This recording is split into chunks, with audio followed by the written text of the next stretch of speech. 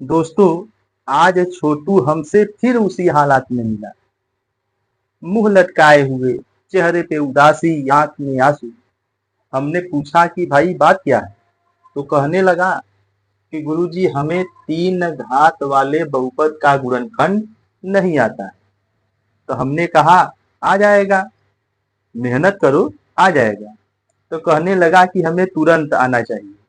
तो हमने कहा कि तुम मूर्ख हो, ये दुनिया में ऐसा कोई व्यक्ति नहीं है जो तुरंत रातों रात तेज हुआ। अगर कोई तेज हुआ है तो उसके पीछे दिन रात की कड़ी मेहनत होती है। और तुम सोचते हो कि तुरंत तेज हो जाओ। आप भी समझिए, आप ही सोचिए कि तुरंत तेज हो जाएगा। घूमता है तेज हो जाएगा।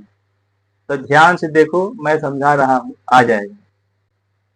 तीन घात वाले बहुपद का गुणनखंड, ध्यान से देखना। यहाँ देखो दो सवाल है। पहला सवाल है x cube minus three x square minus nine x minus five. दूसरा प्रश्न है x cube minus six x square plus 11x minus six. ये दो तीन घात वाले बहुपद हैं। मैं छोटू एक बात कहना चाहता हूं सवाल लगाने से पहले। मैं ऐसा तरीका सिखाऊंगा ना, तुम्हें अगर जोड़ घटाना भी नहीं आता होगा तो यह तुम तुरंत कर लेना। ठीक है? आप लोगों से भी कह रहा हूं, मैं जिस तरीके से सिखाऊंगा, अगर आप वीडियो अंत तक पूरा देख लिए तो इस सवाल को तुरंत कर लेंगे। देखिएगा कैसे। अगर सही लगे तो वीडियो को लाइक करके चैनल को सब्सक्राइब जरूर करिएगा। तो देखिए देखिए पहला प्रश्न मैं कर रहा हूं। ठीक है? X cube minus three x square minus nine x minus five. ठीक है? आपको सबसे पहले काम क्या करना है? इस बहुपद को घटते क्रम में लिखना है। घटते क्रम का मतलब पहले एक्स क्यूब, फिर एक्स स्क्वायर, फिर एक्स, फिर नंबर, ऐसे लिखना है। अब इसके बाद क्या करना है? आपको शुरू का और आखिरी का नंबर लिखना है, जैसे है उसी तरह से। एक्स क्यूब और माइनस फाइव एक्स, बीच में जगह रखना है। अभी बीच में बहुत सा चीज लिखा जाएगा। अब इसके बाद क्या करना है? इस नाइन एक्स को ना, इस नाइन एक्स को, ये माइनस ले लो, माइनस नाइन एक्स को आपको दो भाग करना है। दो भाग इस तरह से करो कि इधर वाले भाग में पांच लगा हो, जो चीज यहाँ रहेगा वह चीज लगा हो। तो मैं फाइव एक्स लिख दिया। अब इसको फाइव है, नाइन होना चाहिए, तो यहाँ पर फोर एक्स लिख दूंगा। अब चूंकि माइनस नाइन एक्स होना चाहिए तो ये भी माइनस, ये भी माइनस। ठीक है? ये भी माइनस, ये भी माइनस, तब दोनों अगर मिला दूंगा तब फिर नाइन एक्स आ जाएगा। तो यहाँ पे आप लिखिए माइनस फाइव एक्स, यहाँ पे माइनस फोर एक्स, इस तरह।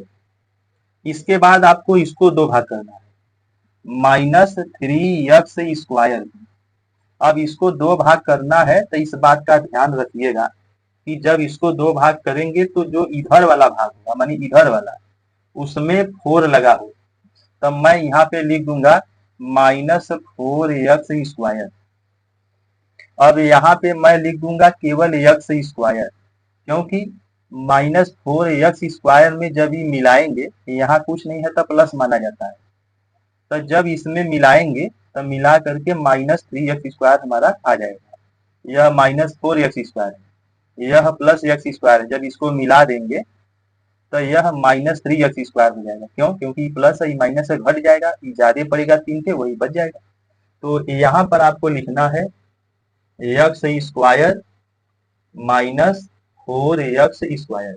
देखिए ये हमारा दूसरा लाइन हो गया। अब इसके बाद आपको करना क्या है? कॉमन लेना है। इन दोनों का, इन दोनों का, इन दोनों का पेयर बना लेना है।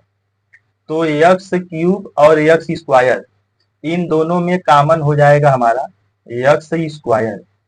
अब यहाँ एक्स बच जाएगा और यहाँ से कुल निकल जाएगा तो एक बचेगा। जब सब चीज कॉमन निकल जाता है तो एक बचता है, ऐसा आप याद रखें। अब यहाँ देखिए, यहाँ क्या कॉमन होगा, यहाँ पे 4x कॉमन होगा, 4x यहाँ भी मिल जाएगा, यहाँ भी मिल जाएगा, तो यहाँ पर एक x बचेगा। जब ये पूरा कॉमन ले लेंगे, माइनस देखिए कॉमन लिया गया है, -4x जब कॉमन हो जाएगा तो +1 बचेगा।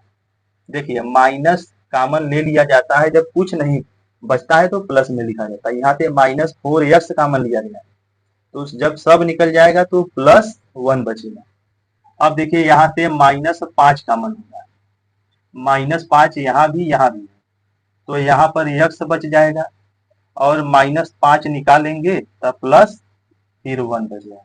देखिए इस तरह से ये हमारा तीसरा लाइन है। अब ध्यान से देखिए तीनों जगह क्या मिल रहा है, x + 1 x + 1 x + 1 एक कॉमन हो जाएगा और यहाँ पर x² -4x -5। अब इसके बाद देखिए क्या करना है, पहले x + 1 लिखिए। अब ये बड़े कोष्टक में यहाँ पे देखिएगा ना, शुरू का लिख लीजिए और लास्ट का लिख लीजिए जैसे कि ऊपर किए थे।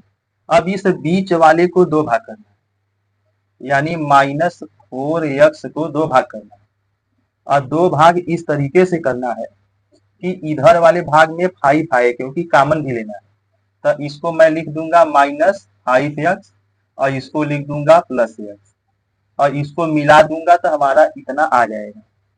ठीक है, -5x +x ये हो गया। तो यह चीज यहाँ पर लिख दीजिए +x -5x। अब देखिएगा ध्यान से, x + 1 यहाँ से हम x कॉमन लेंगे तो यह हो जाएगा x और यहाँ से +1 बचेगा। यहाँ -5 कॉमन लेंगे तो यह x बचेगा और -5 जब निकल जाएगा तो +1। अब देखिएगा x + 1 ये हमारा पहले से है और यहाँ पर x + 1 फिर कॉमन होगा, यहाँ दोनों जगह मिल रहा है, तो बचेगा क्या, यहाँ से x बचेगा, यहाँ से -5 बच जाएगा।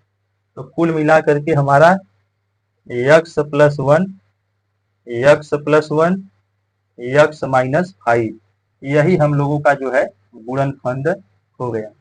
तो उम्मीद करते हैं कि छोटू आपको जरूर आया होगा। दोस्तों अगर वीडियो पसंद आया है तो वीडियो को लाइक करिएगा, दोस्तों में शेयर करिएगा। अगर आप इस चैनल पे पहली बार आए हैं तो चैनल को सब्सक्राइब करिएगा, क्योंकि आप एक सब्सक्राइब से हम लोगों को बहुत बल मिलता है। मिलते हैं नेक्स्ट वीडियो में, तब तक के लिए जय।